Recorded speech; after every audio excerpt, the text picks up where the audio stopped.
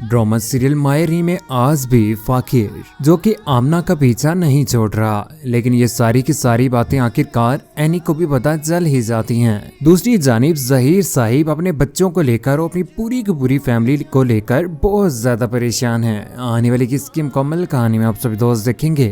Zaheer Sahib lawn में बैठे हुए परेशान है, सोच रहे हैं कि एनी भी अच्छा बिहेव नहीं कर रही फाकिर के साथ, और फाकिर भी उनको ही नहीं बल्कि साइका और फराज को लेकर भी बहुत ज्यादा परेशान है, जिन्होंने घर में हर रोज हंगामा खड़ा किया होता है। कहते हैं कि जितनी जल्दी हो सके 30 लाख रुपए दे दो। दूसरी जानिब फाकिर की मां जो कि बहुत ज्यादा खुश है, क्योंकि इस बार वो बहुत बड़ी गलतफहमी का शिकार हो चुकी है। वो यही सोच रही है कि फाकिर जो कि बिल्कुल अच्छा चल रहा है आजकल एनी के साथ। आखिरकार वो पहुंच ही जाती है एनी की मां के पास और वहां पर जाकर उसे कहती है कि फाकिर ने सब कुछ एक्सेप्ट कर लिया है, अपनी जिम्मेदारियां भी निभा रहा है। एनी को भी कहो कि वो अपनी जिम्मेदारी निभाए, उसको वक्त दे, रात के वक्त भी उसी के पास सोया करे। ये इनका एक दूसरे से अलग होना अच्छी बात नहीं है। अब तो उनकी शादी हो चुकी है, निकाह हो चुका है उनका। ये सारी की सारी बातें सुनने के बाद आखिरकार एनी की माँ जो कि इस बार एनी को समझाने की भरपूर कोशिश करेगी, लेकिन इस बार नई ही बात सामने आने वाली है। दूसरी जानिब फाकिर जो कि आमिना के साथ मोहब्बत करता है, एक स्कूल में उसका हाथ पकड़कर उसके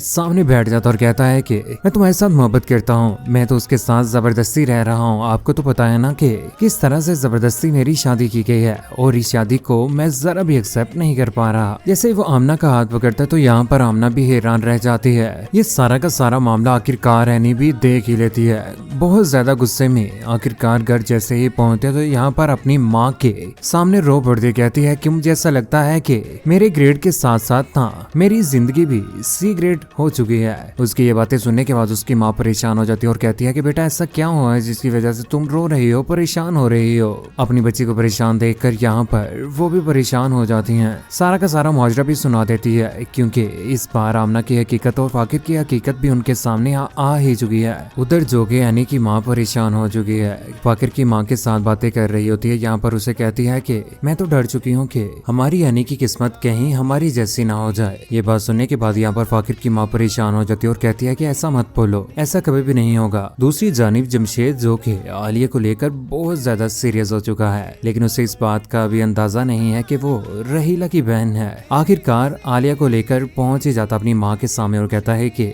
यह आलिया और मैं इसी के साथ शादी करूंगा। ये सारा का सारा माजरा देखने के बाद यहाँ पर जमशेद की माँ तो परेशान हो जाती है और वो अगले ही दिन सर पकड़कर बैठ जाती है, क्योंकि वो तो कभी भी नहीं चाहती कि जमशेद की शादी ही इतनी जल्दी हो जाए। लेकिन अगले ही रोज वो आखिरकार सर पकड़कर बैठ जाती है और जमशेद के ऊपर बोल पड़ती है। माँ बाप की बद्दुआ लगे ना, औलाद बर्बाद हो जाती है। लेकिन यहाँ पर जमशेद जो के अपनी माँ को बनाने की भरपूर कोशिश करता है, यहाँ पर उसकी माँ भी उसकी एक नहीं सुनती। अगले ही रोज जैसे ही एनी स्कूल में जाती है तो यहाँ पर उसका मजाक उड़ाया जाता है। आखिरकार सारी की सारी चूड़ियां भी उतार देती है, क्योंकि बिल्कुल भी अच्छा बिहेव नहीं कर रहा फाकिर उसके साथ, और यहाँ पर वो भी इस बार उससे मुंह फेरने वाली है। घर आकर उसे समझाने की भरपूर कोशिश करती है। रात के वक्त एनी बोल पड़ती है, कहती है कि वाकिब बोलो मत कि तुम शादीशुदा इंसान हो। यहाँ पर वाकिब बोल पड़ता कहता है कि पोजेसिव वाइफ होने का ना ड्रामा मेरे सामने मत करो, इसमें तुम्हारी बेहतरी है। उसकी आंखों में आंसू आ जाते हैं। फाकिर उसकी एक भी नहीं सुनता, लेकिन कुनकुन चाहता है कि फाकिर और एक दूसरे के साथ खुश रहे। आमना जो कि उन दोनों के बीच में आकर उन दोनों के रिश्ते को खराब करने की कोशिश कर रही है। और क्या जमशेद और आलिया की शादी हो जानी चाहिए या नहीं?